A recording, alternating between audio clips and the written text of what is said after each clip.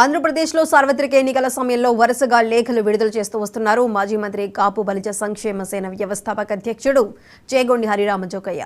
కొన్ని సందర్భాల్లో పవన్ కళ్యాణ్ అడుగులను తప్పుపట్టిన ఆయన మరోసారి ఆయనకు బాసటగా నిలుస్తున్నారు. వచ్చే ఎన్నికల్లో టీడీపీ, బీజేపీ, జనసేన కూటమి అభ్యర్థుల గెలుపు కోసం పనిచేయాలని కూడా పిలుపునిస్తున్నారు. ఇక తాజాగా జనసేన, టీడీపీ, బీజేపీ కూటమి ప్రభుత్వం ఏర్పాటు చేయబోతుందా అంటూ చేగొండి హరిరామ జోగయ్య మరో లేఖ విడుదల చేశారు. ఎన్నికలు దగ్గర పడుతున్న వేళ వివిధ పార్టీలు ప్రచారాలను హోరెత్తిస్తున్నాయి. కూటమి ప్రజలకు ఇచ్చిన హామీలు హోరెత్తిస్తుంటే వైసీపీ హామీలు చతికిలబడ్డాయని విమర్శించారు.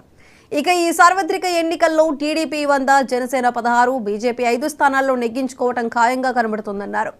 కూటమి ప్రభుత్వంలో చంద్రబాబు మొదటి స్థానంలో, పవన్ కళ్యాణ్ 2వ స్థానంలో అధికార హోదాలో ఉంటారని తన లేఖలో పేర్కొన్నారు హరిరామ జోగయ్య.